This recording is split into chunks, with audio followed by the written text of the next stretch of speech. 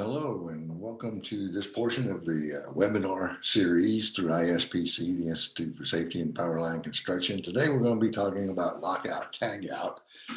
And before I get started, I did want to talk a little bit about the electric utility industry, some of the things that's been going on. What is one of the things that's causing this lockout, tagout webinar series is the fatalities and injuries that we're having in our industry. A lot of the mistakes that are being made has become acceptable practices by folks in our industry. I've been in the electric utility industry for almost 45 years, well, 45 years now. And I have seen a lot of what we call institutional deviation. Part of our group here at ISPC, we do a lot of safety meetings. We do a lot of webinars since the pandemic.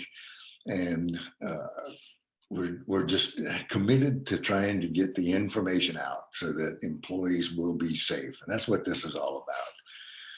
We're going to spend the next hour just talking about lockout, tagout, clearance procedures, whatever they may be called by whatever company. And as a contract company, most of the time you are under the discretion of the host company. Some host companies allow the contractors to do switching for themselves or be at least part of the switching for themselves.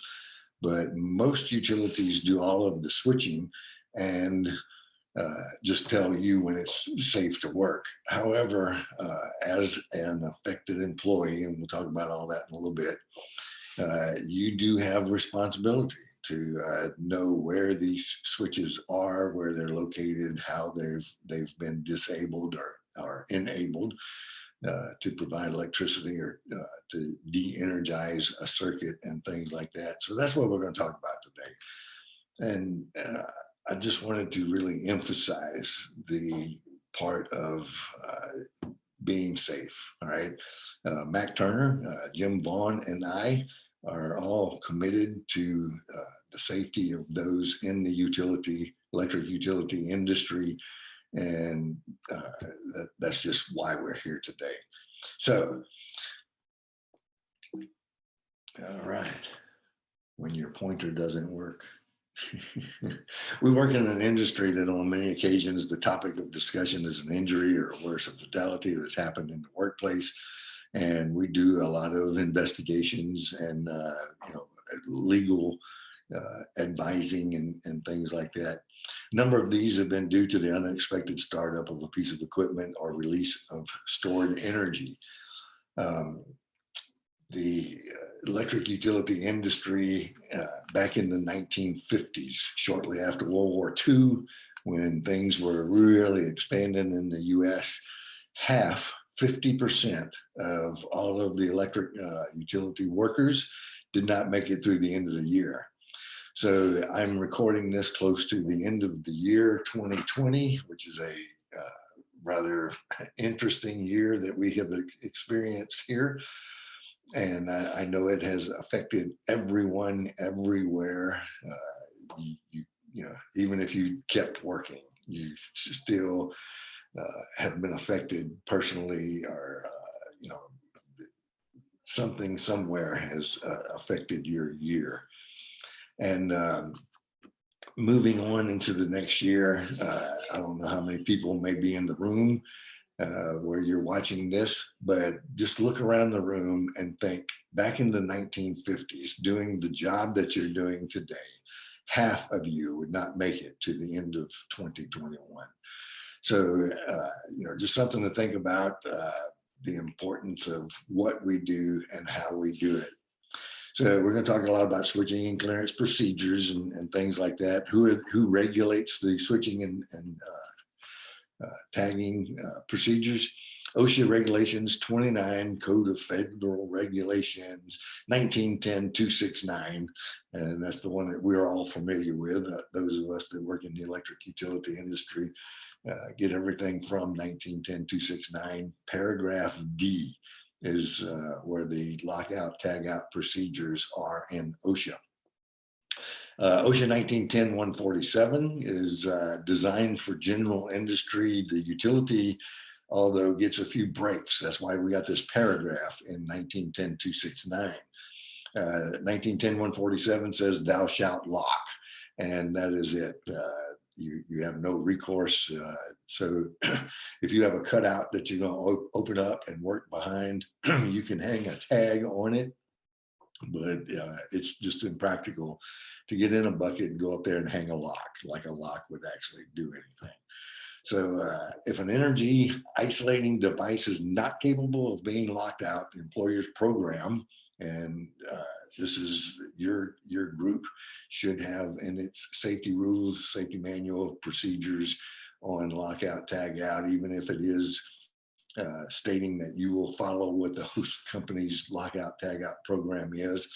And if you have employees that are following that company's lockout, tag out program, and your employees are actually part of the authorized people that are in the field qualified to open and close switches, you should be contacted by the host company and go through some of the training on their particular system. So each and every host company that you may be working for, you need to know what their tagging system is. Even working behind it, if you're not going to do any switching, we'll talk about that a little bit more, but even if you're not going to be doing the switching yourself, you still need to know what the system is doing. If they move it out of this substation, move the circuit into another substation or things like that, then you really need to know what their procedures are. We're also regulated by the National Electric Safety Code. The National Electric Code is for 600 volts or less, those that are working behind the service point. In many cases, it's the meter pan or the weatherhead.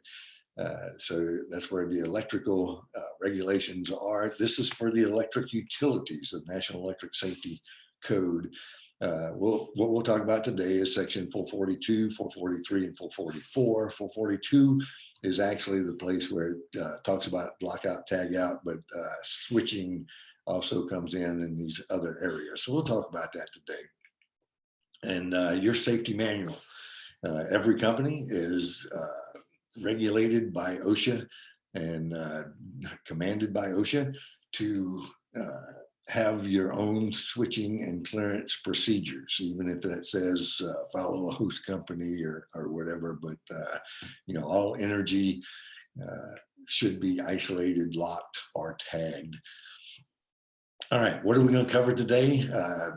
What is lockout, tag out? We'll get to the definition, who needs the training, and what clearance procedures are required. What is hazardous energy? What are the different types of lockout devices? What is the requirement for using a tag instead of using locks? And we'll end up with some of the regulations. So hopefully we'll get a lot out of this. And at the end of this presentation, the last slide, when I'm talking about some closing remarks, I'll have a slide up that's got my phone number and my email. So feel free to call or email me with any questions. Jim Vaughn and I spend quite a bit of time in the incident prevention section, answering questions from folks in the industry. We've written a few articles for the Incident Prevention magazine. Those of you who are CUSP members know all about incident prevention, and hopefully you're using that as a tool to help answer questions, to help gain knowledge in what your role is in maintaining safety for the employees that are working with you. So what is lockout, tag out? Well, by definition, it's a means of blocking the flow of energy from a power source to the equipment. It provides a means of warning, a procedure that ensures lines and equipment are isolated from normal electric sources. The procedure uses a locking device or a tagging system. to ensure that the line and equipment will not become energized by normal electrical sources during maintenance and repair. It is a clearance procedure and should be followed as a clearance procedure. It's a transfer of ownership from the system operator. Some companies might call them a dock operator. Some companies, have different titles for this person, but they should be known as the system operator. Whatever the feeder, substations, transmission system, whatever circuits are being controlled, this is the system operator. So what are switching and clearance procedures? The system operator actually owns the system, and you are getting a clearance, a permission to operate electric energy or isolate electric energy from that system. No one can do any switching without that system operator's permission. All right. Some specific procedures, whether you're inside a plant or substation or on a distribution or transmission system, lockout, tagout applies. Procedures shall be developed, documented, and used for control of potentially hazardous energy, controlled by paragraph D of this section, and this is OSHA language. That's the 1910-269 paragraph D. It covers the scope, purpose, responsibility, authorization, rules, and techniques to control that hazardous energy.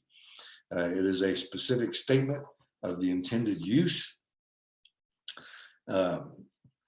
And sometimes you just lose your place. It gives the steps necessary to de-energize, energize at least a line or a piece of equipment. And it gives you the steps necessary to render automatic reclosing devices inoperable or operable. So this is where we're talking about reclosers. All right, we'll talk a little bit more extensively in a little bit. All right, so the clearance procedure for the electric utility industry. The system operator owns and controls the transmission system, all the substations, all the distribution system, and all the voltages down to 600 volts are at the meter. And the exception in there is pad mount transformer bayonet fuses. They disconnect the secondary system, although you're working in the primary zone when you pull these bayonet fuses out. So like I said, it gives a little bit of an exemption there for those that are working. All right, so what kind of training do we need? We should be recognizing hazardous energy. That's the authorized person. This person knows and understands where that energy is coming from, what the nominal voltage of the system is, what switching devices, circuit breakers, reclosers are actually controlling that energy. And the purpose of they understand and know the purpose of the procedure. The affected employees, using the OSHA language, we'll swap over here in a minute to the National Electric Safety Code language, but OSHA uses authorized and affected.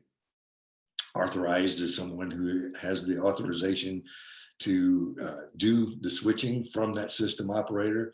The affected employees can also do some of the switching under the control of the authorized person. And then prohibitions for re-energizing. Basically, we'll talk at the end about the tags and the importance of having a tag and removing a tag.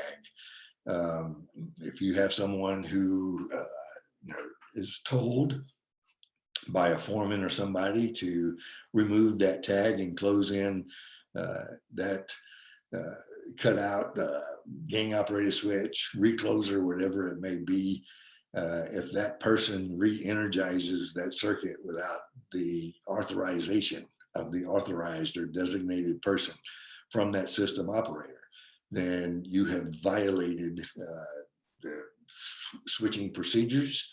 You've violated the OSHA lockout, tagout rules.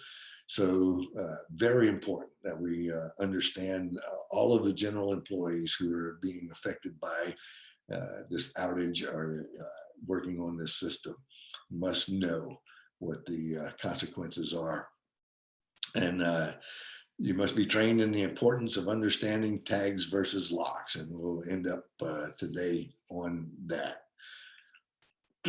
So locks are tags, must be attached at all points. Anytime there's switching done, a tag must be attached. If you're not using a lock, a tag has some specific characteristics to it that must be followed. You must the tag itself must be able to withstand environmental exposure.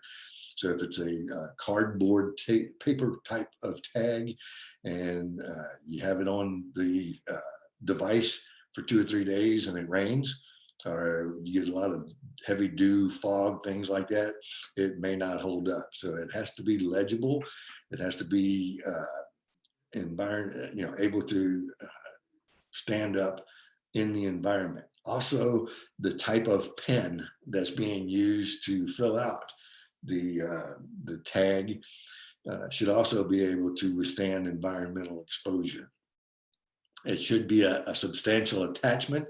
A simple wind coming along or a 40-mile-an-hour wind coming along should not be able to blow this tag off of the device and separate it from that. So it needs a substantial attachment. And then last but not least, I'm kind of paraphrasing what the rules say instead of just reading them.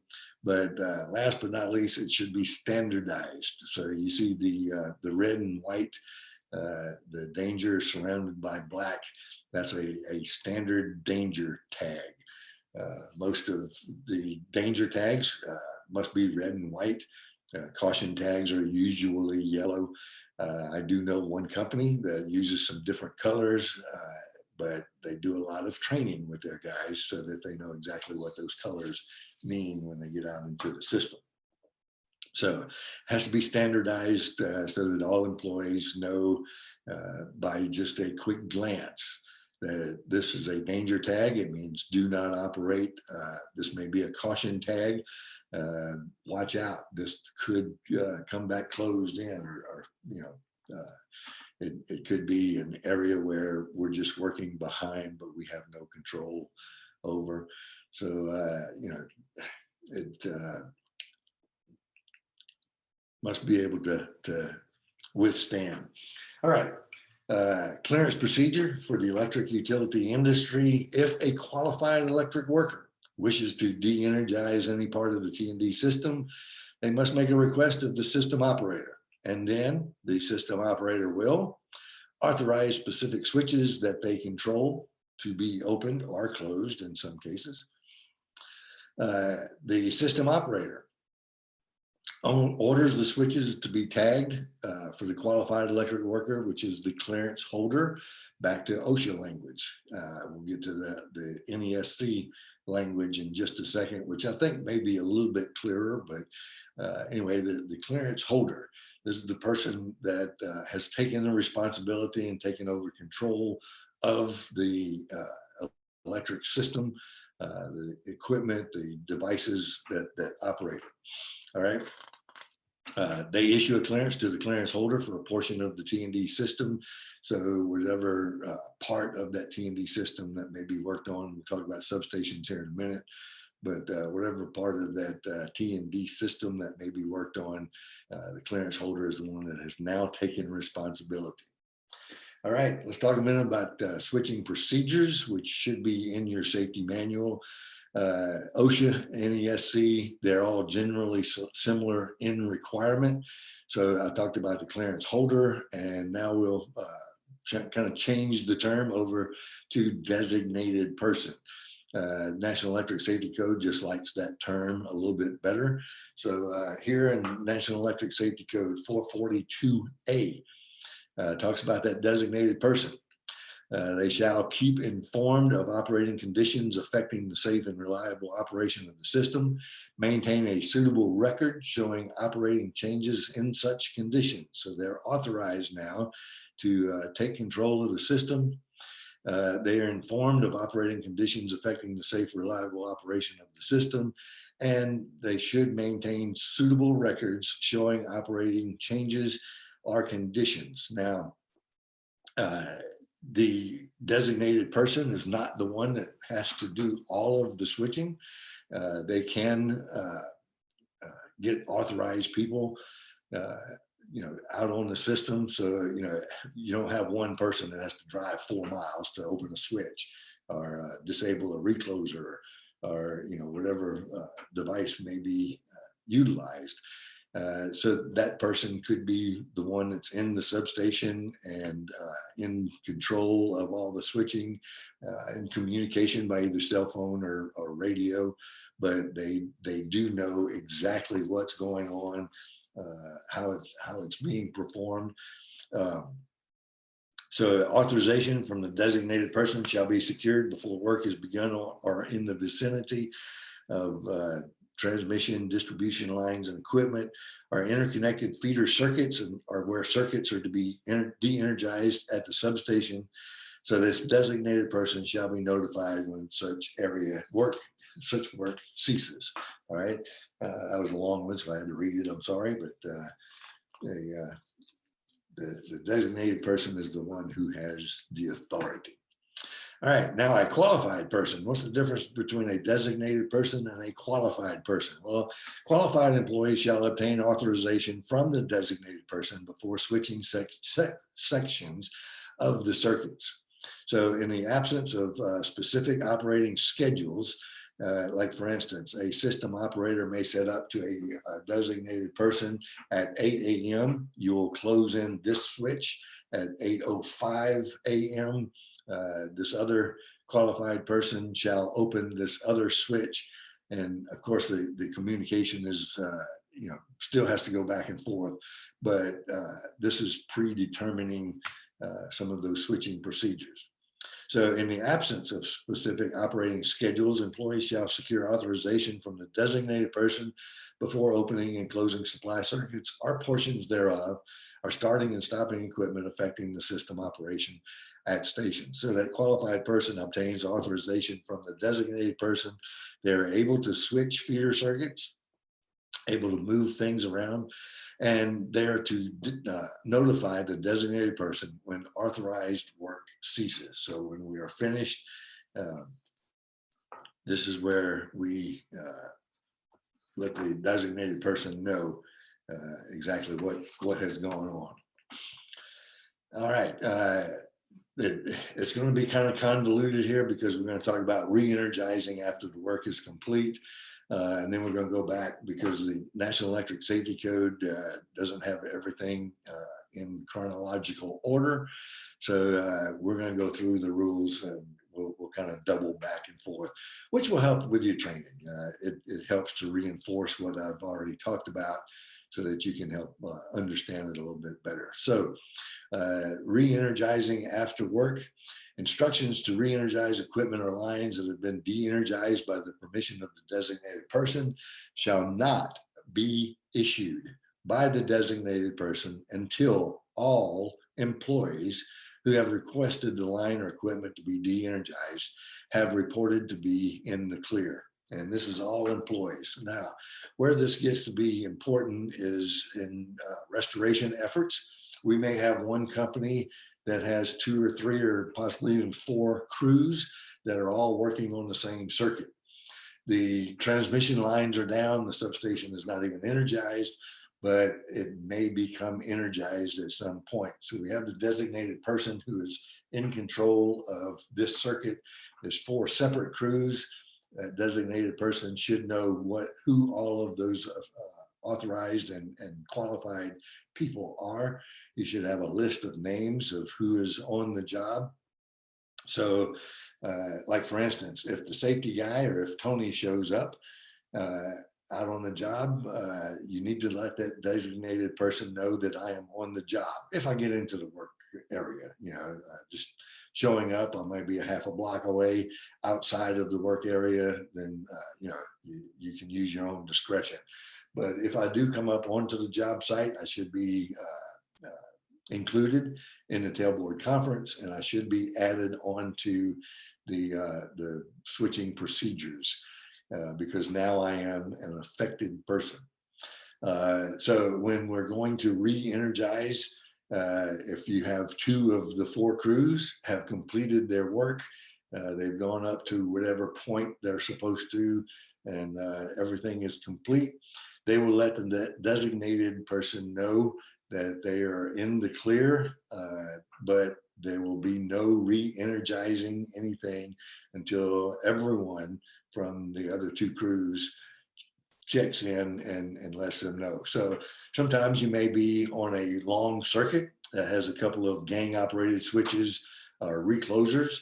So when these 2 crews finish work, we may be able to get, if the substation is now energized, we may be able to get that circuit, half re-energized.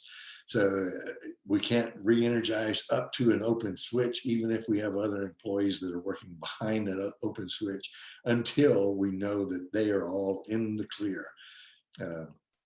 So very important designation there. Multiple locations, that's kind of what I was just talking about. Same procedures followed when more than one location is involved. So I know in some restoration efforts, we have companies, contractors that may send 8, 10, 12 crews. And now we may have 4 circuits out of a distribution substation, and all of these crews are working on all of these different circuits. So now we're talking about one designated person that may have multiple circuits or multiple locations. So he may have all 4 of the circuits out of that substation. So now communication becomes even more important, because we have to know who is working on which circuit, who is the affected employees, what is their job tasks, I guess. Do they have 20 poles to change out? Are they just going along checking services, things like that? So before anything is re-energized, that designated person should be able to keep up with all of those multiple locations. Designated person shall ensure all locations have been tagged correctly. During the switching procedures, that designated person is now responsible for each and every tag, the device that's been opened and the tag being placed. Do they have to physically drive by out there and get this done? No, not really.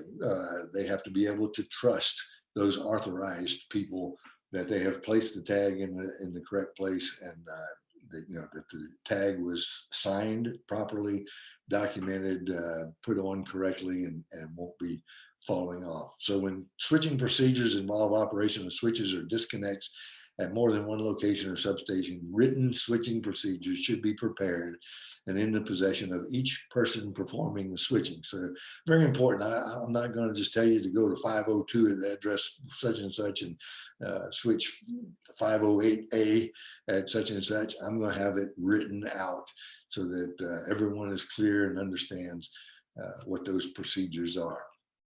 All right, National Electric Safety Code 442E talks about re-energizing after work. So when the automatic reclosing feature of a reclosing device is disabled during the course of work on energized equipment or circuits, a tag shall be placed at the reclosing device location. Now, I may have to read some of this because it's really long. We're talking about some of the SCADA system switches now. So you have a engineer or a system operator that is sitting in a office space like this, and they can open and close switches out in the field. So those SCADA operators can disable the switches. And let me read some of this that's in the National Electric Safety Code. When the automatic reclosing feature of a reclosing device is disabled during the course of work on energized equipment or circuits, a tag shall be placed at the reclosing device location. Exception: if the automatic reclosing feature of a reclosing device is disabled by a supervisory control or SCADA system, it shall provide the following: the SCADA operating point, so whether that's in an office or in an engineer's computer or at the system operator's area. A signal is received by the SCADA operator confirming that the disabled operation has occurred at the reclosing device location.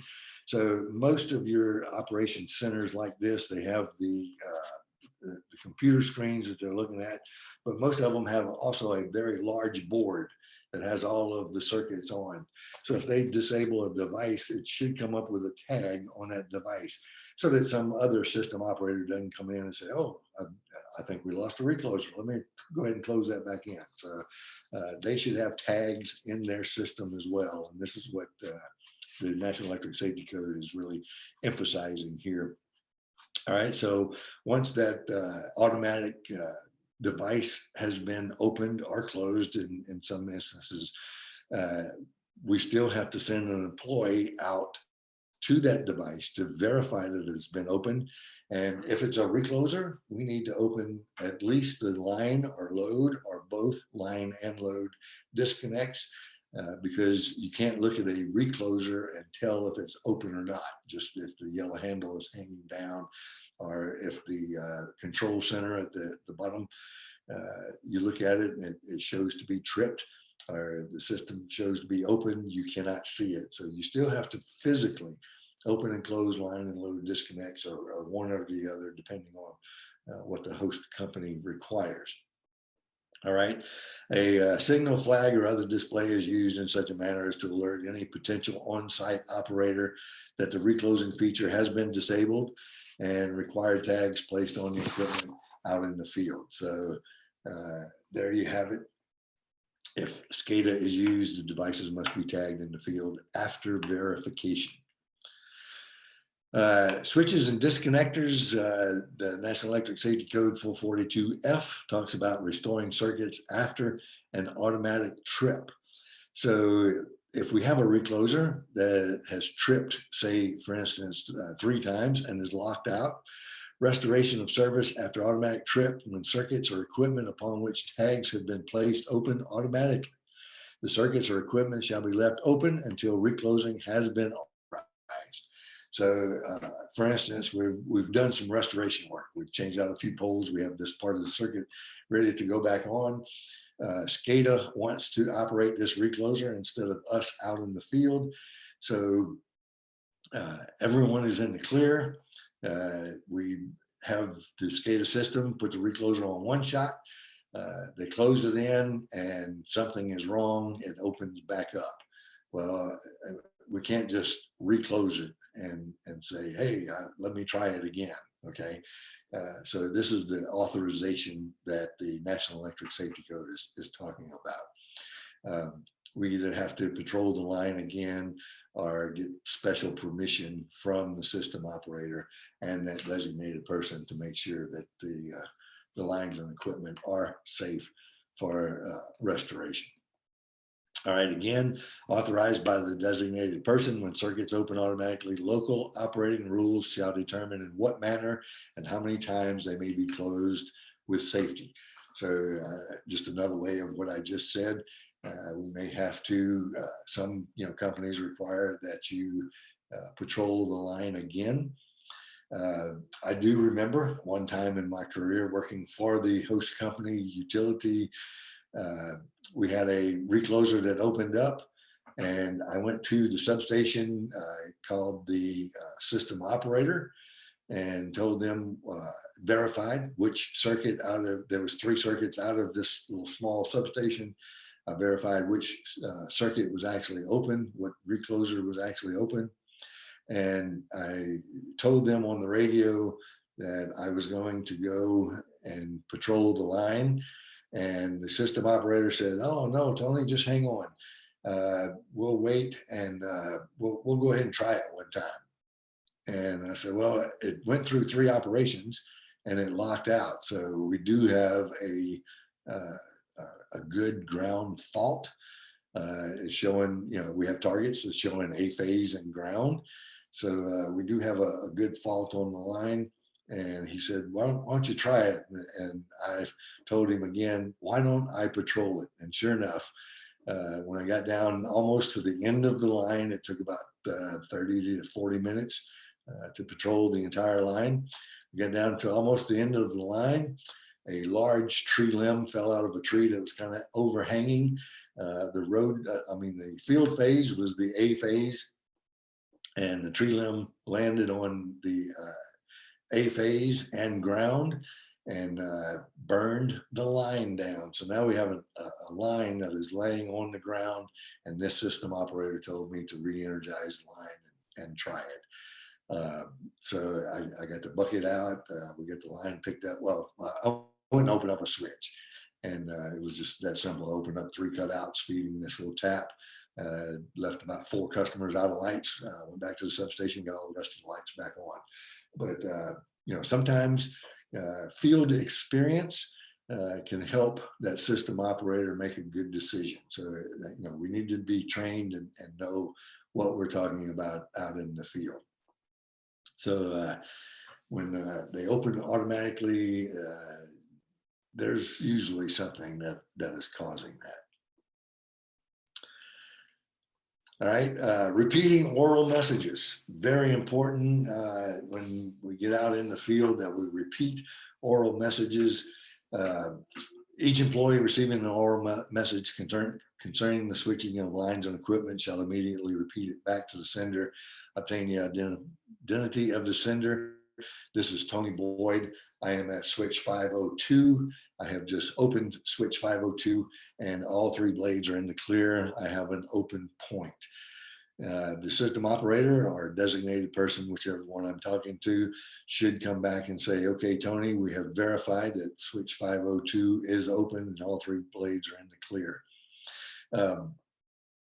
It's been quite a few years ago, but I actually investigated an incident. There was no injuries or fatalities, but this was a very dear mishap that could have cost lives. So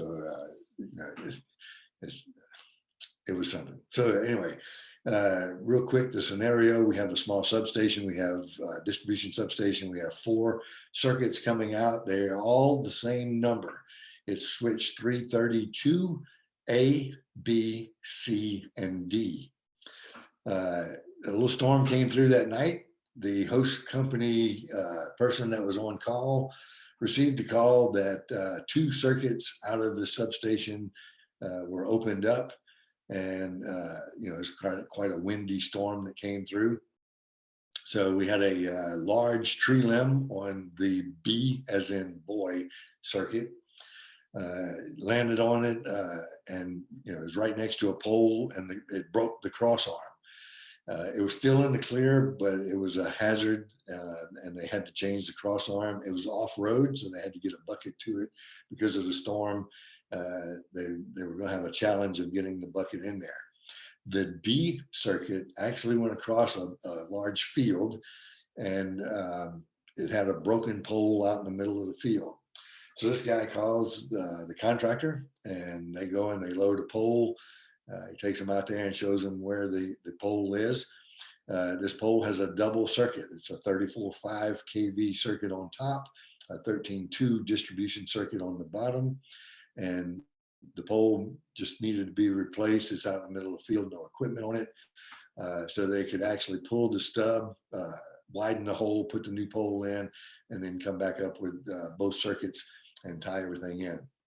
Well, with the broken cross arm, the utility guy got some help, got the bucket out there. They got the cross arm changed. Didn't take a whole lot of time, but the bucket was stuck, and he was going to have to winch it back out. So that was going to take a little bit of time. So he made the decision, as the designated person who got the switching orders for the B and the D circuit from the system operator. He made the decision to stay out in the field and look, just to make sure that when they re-energized the circuit, there was no other damages that were done that he didn't see. So he sent and designated someone else, authorized someone else to go into the substation. This person was an excellent employee, a long-time employee. His communication skills were very weak. And when he went into the substation, he caused the system operator. System operator says, we need you to energize the B circuit. And we have this all recorded, so we know for sure there was no B as in boy or D as in dog. He said, I need you to re-energize the B circuit out of the substation 332B. The guy comes back on the radio and says, oh, you want me to close in 332D? And he said, yeah, close in 332B. So the employee goes into the substation, walks over to the D circuit. Guess who was working on the D circuit? The contractors who were changing the pole. They had the 34.5 and the 13.2 all bonded together and grounded to a temporary ground rod on the source side. And then they had another set of grounds on the other side of the work area. All of the conductors were laying on, this was a very large span, so all of the conductors were actually laying on the ground. They had just finished digging the hole out. The digger derrick truck was holding the pole up, and all of the employees were over framing the pole, and no one was standing near the conductors that were laying on the ground. So when this host utility company employee goes in and puts the recloser on one shot and closes in the D as in dog circuit, which these contractors were working behind, the foreman and all the crew saw their grounds jump. So the big mistake that was made was there was no D as in dog, B as in boy. Even though the repeated messages went back and forth, they were the wrong message. No one was injured. We had a near miss. And of course, there was disciplinary action for these employees not following switching and tagging procedures of their own safety manual, and not obtaining the OSHA regulations or keeping up with the OSHA regulations for what they were doing. So anyway, the 34.5 circuit was already de-energized and switched out because there was some other damages to the sub-transmission system.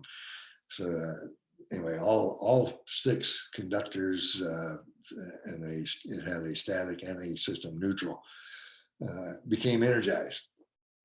And it was a big time mistake. Could have been serious if they had been a little bit further along, where one of the guys was actually passing those conductors up to the employee in the pole, in the bucket, working on the pole. So repeating oral messages is not just a good rule, it's good communication in your repeated messages. Everyone should understand what those messages are. All right, we're going to jump ahead out of 442 into the NESC 443C. Opening and closing switches, basically what they're saying is avoid arcing.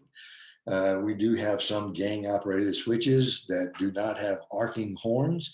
So if we're breaking load, we're going to draw an arc. And I've seen quite a bit of damage in my career from opening non-arc related gang operated switches. Cutouts. I've seen fuse cutouts where the person did not use the proper equipment and just basically pulled the fire down with them. So we do need to use a load break tool if we're going to be breaking load on a fused cutout. Manual switches and disconnectors shall always be closed by a continuous motion. Care should be exercised in opening switches to avoid seriously arcing. NESC 443G actually talks about switch gear, and basically it's just like anything else: de-energize, test, and ground, and use the protective barriers that are provided. So the rule says, prior to performing work involving removal of protective barriers, unless other suitable means are provided for employee protection, the switchgear shall be de-energized and grounded. Personnel safety features in the switchgear shall be replaced after work is completed. So I just thought I'd throw in a little underground session in there for underground switchgear. Okay. Moving along to Rule 444A2 out of the National Electric Safety Code. When employees must depend on others to operate switches or otherwise de-energize circuits on which they are to work, or they must secure special authorization before they operate such switches themselves, the precautionary measures that follow shall be taken in the order given before work is begun. So you can't go to switch 502 if the work orders say go to switch 508 first. All right, so that's basically what they're talking about here. I have seen that happen. We set 2 separate employees to 2 separate gang operated switches. They were supposed to close 502 and then 5 minutes later open switch 508. That way we keep all of the customers in lights. However, when we got to switch 508, we decided to go ahead and open it up before switch 502 was closed in. We lost quite a few customers during that time, and disciplinary action was used. So very important that we follow the instructions on the written orders as they're given. All right. Verification is very important.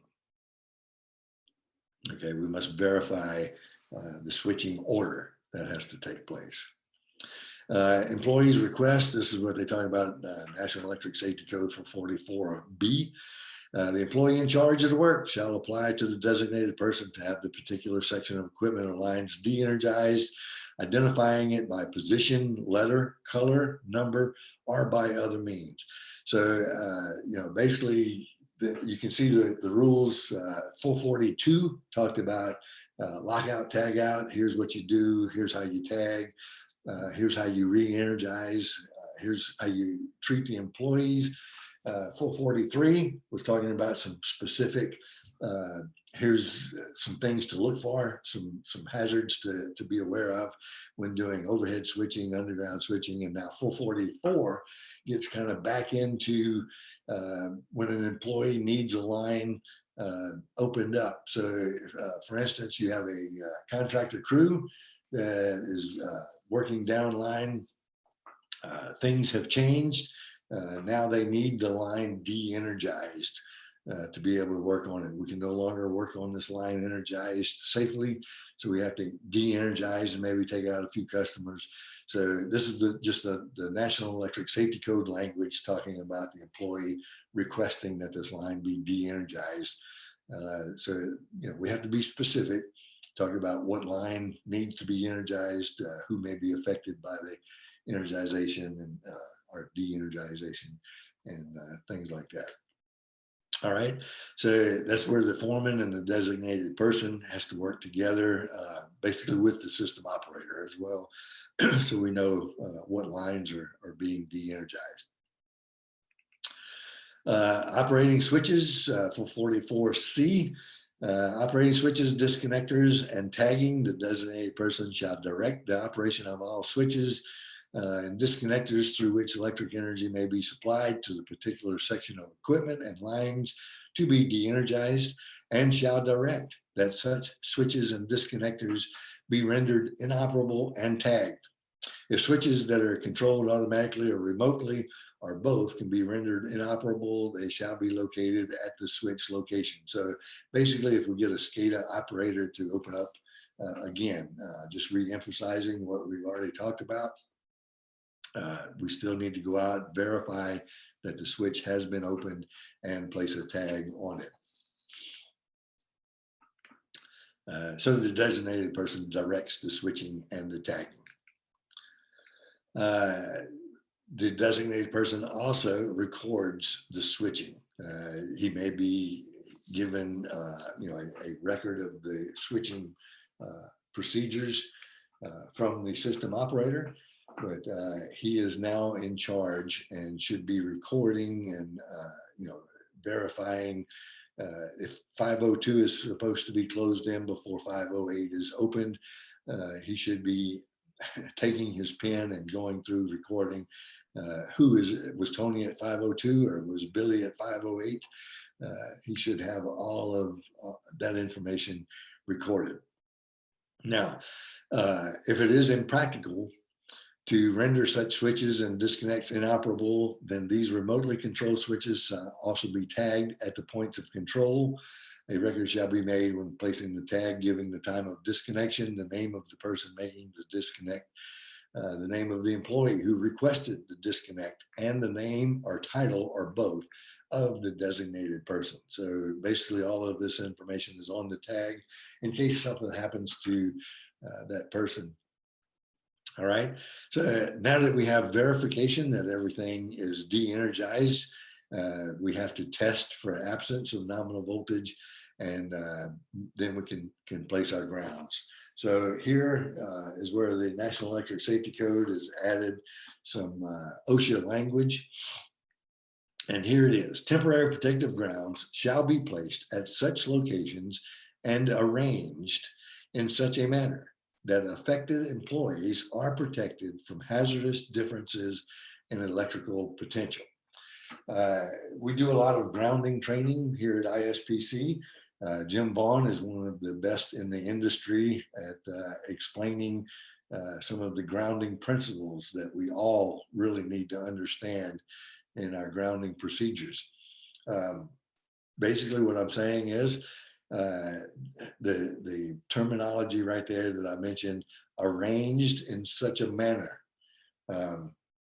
So OSHA talks about, National Electric Safety Code, OSHA, everybody talks about effective grounding, but there are some situations where we may ground a line and actually create a hazardous difference in electric potential, depending on the manner in which we have arranged and applied those grounds.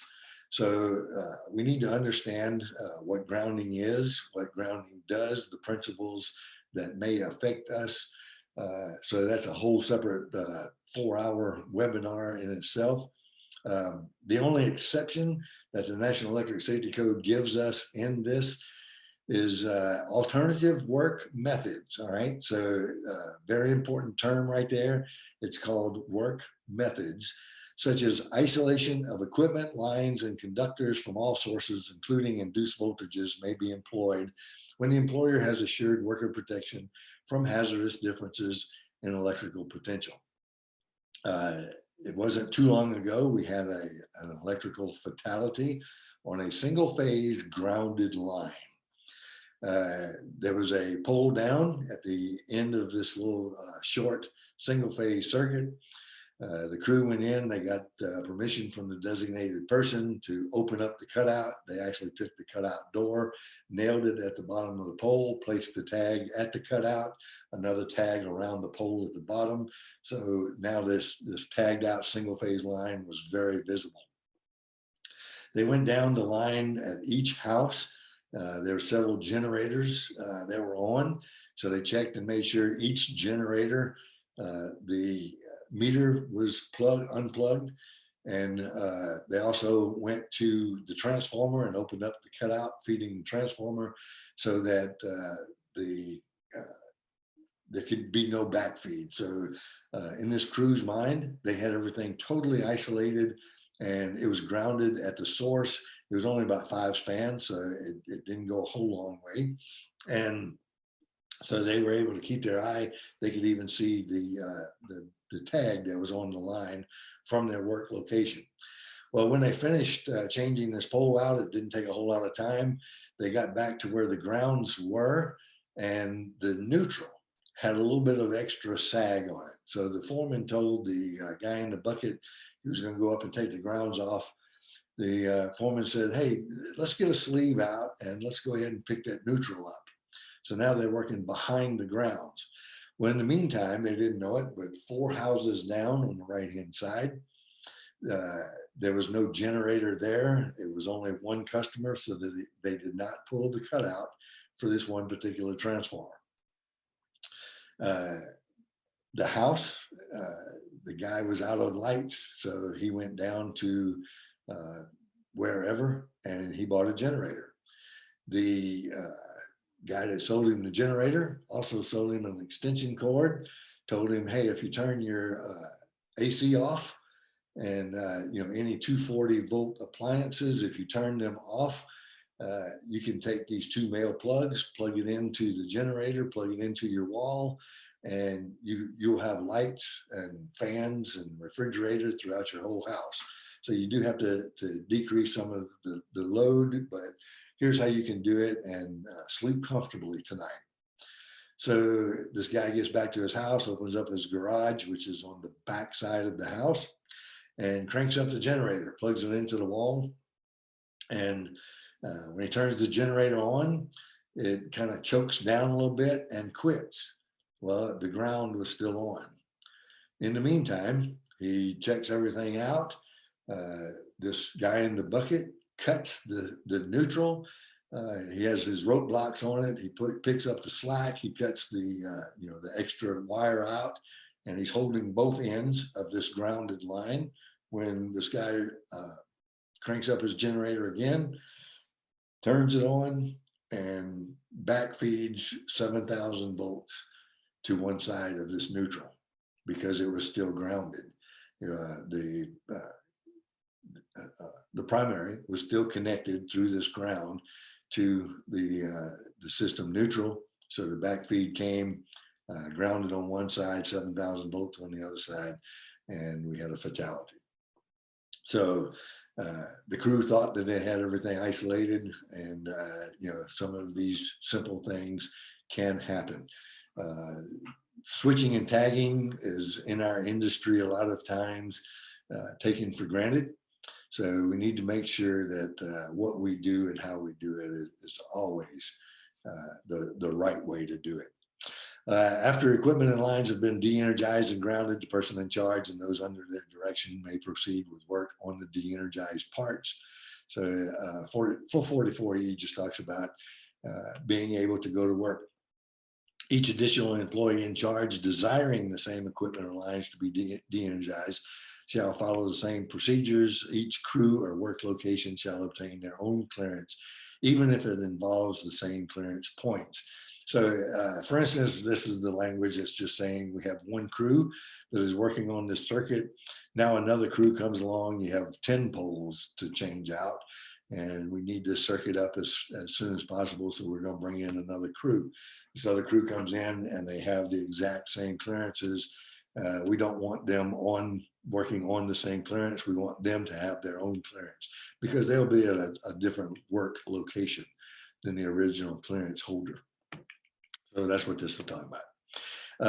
Report of clearing, again, 444F1 talks about that designated person shall know that all personnel are in the clear. If more than one person in charge has tags on a particular device, the other tags shall remain in place. So for instance, that second crew came in, they hung their own tag on the recloser or cutouts or whatever. When that one person is in the clear, one crew is in the clear, the other crew is still working behind them. They can take their tag off, but they cannot take the other person's tag off. And they just report that their crew is in the clear. So the employee in charge, upon completion of the work,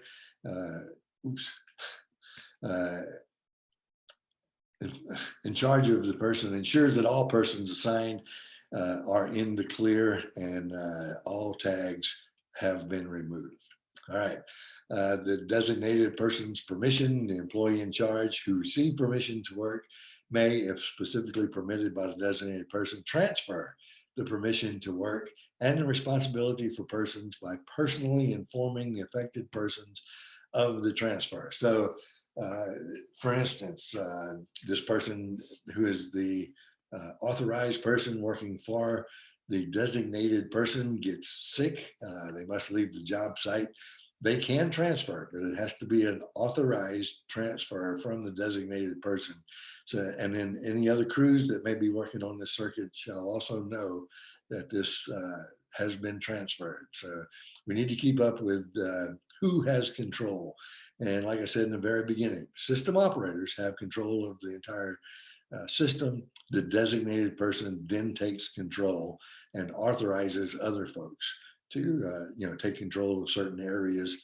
But we do have to have that good communication. Removal of tags The designated person shall then direct the removal of tags. The removal shall be reported back to the designated person by good communication. Upon the removal of any tag, there should be added to the record containing the name of the designated person, title or both, and the person who requested the tag, the name of the person requesting removal. So all of that information should be on your tag and should be given back to that designated person. All right. You see this picture, danger. Not only will this kill you, it'll hurt the whole time that you're dying.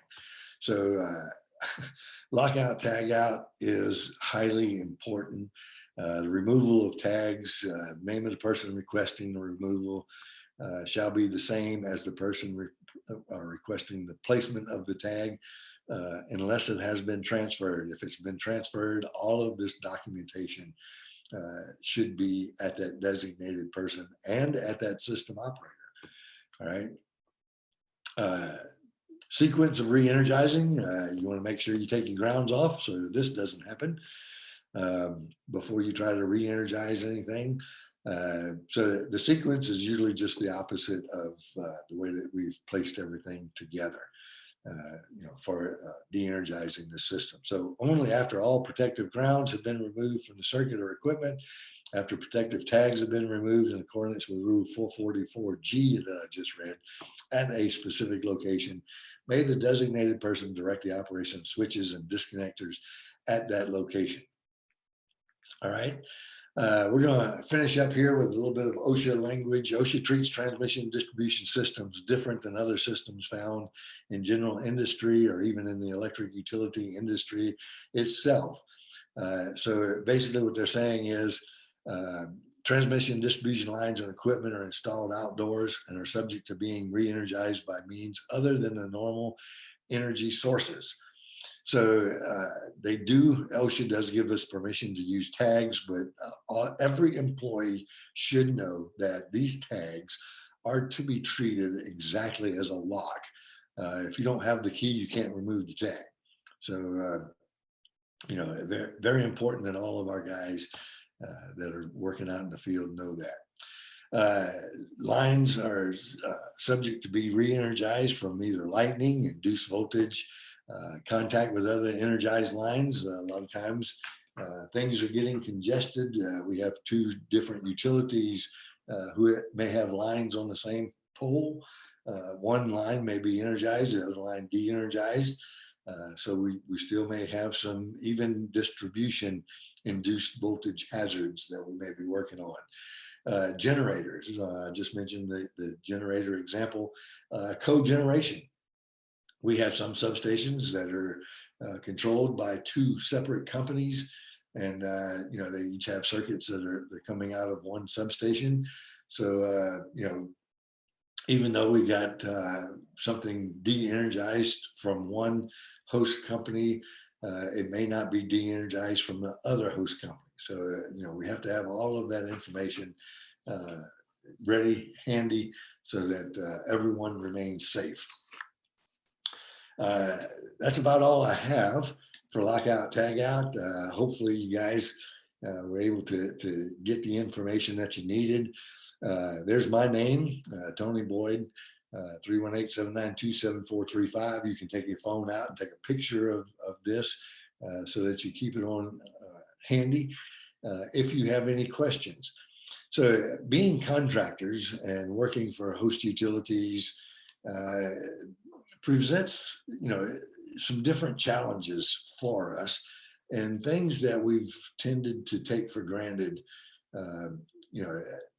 I guess maybe trusting that host utility employee and system operator, to try and keep us safe. So we do need to make sure that we verify everything and, keep our employees from getting into a situation. The fatality that I just recently mentioned, if this employee had rubber gloves on, if he would have taken his ground off and did the system neutral like that, he may have gotten a small arc when he was trying to put the splice back together. but because he had leather gloves on and he was working behind the ground, we had to go investigate a fatality. So that's why we're doing this, just, trying to make sure that everyone stays safe.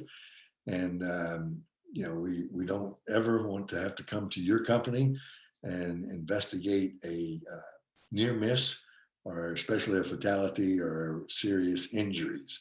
So hopefully all of the information here was given in a manner that will help you understand what the hazards are, how to keep our guys safe, how to keep yourselves, safe and able to train others in their safety.